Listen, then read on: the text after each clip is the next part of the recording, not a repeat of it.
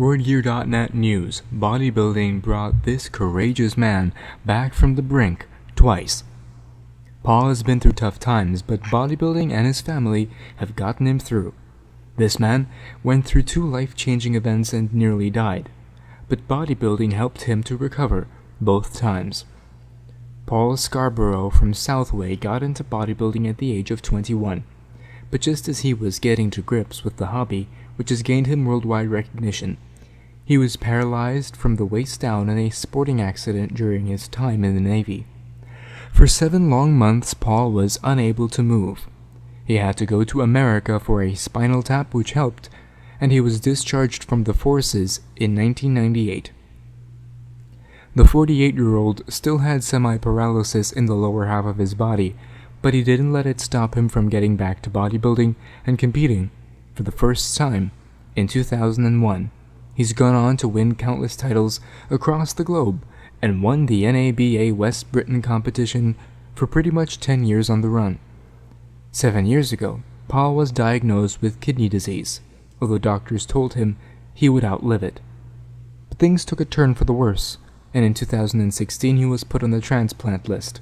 At this point, he only had 15% kidney function, and in January of 2017 he had to start dialysis. Thankfully, Paul's sister was able to become a living organ donor for him. But again, things went downhill. Just before Father's Day, 24 hours before he was due to have a pre-operation for the kidney transplant, Paul was struck down with one of the worst sepsis cases doctors had ever seen. The illness saw him hospitalized for 54 days, with doctors revealing that he had remarkably survived because his muscle mass stopped the illness from spreading. When Paul was admitted to the hospital, he weighed 112 kilograms.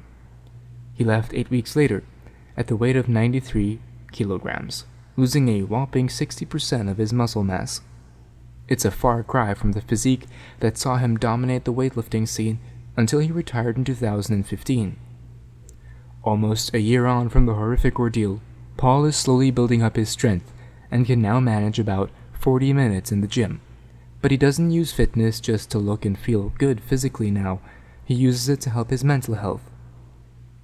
"I remember going into resuscitation, then nothing for 2 weeks," said Paul. "It was the worst case of sepsis the hospital had ever seen. It went into my legs. I have a scar from my hip to knee where they cut all of the infected muscle out, and my other leg, the scar is about 14 inches. I had really bad acclimatization coming out of the hospital, and I was having panic attacks. The gym is more for my mental health this time around. It's hard now. I'm 1 year on, knowing that this time last year, this was all going to be coming. Mentally, it's been quite difficult. I still have those stare into the darkness, low moments. People who have sepsis as long as I did lose limbs, or lose lives. I've got to a place where I got to come out of it and be happy." 4 to 5 weeks after the ordeal, he was diagnosed with chronic heart failure.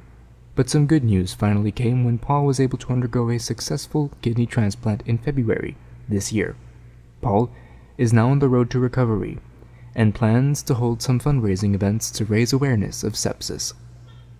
Brought to you by RoidGearNet. Build your body with RoidGearNet.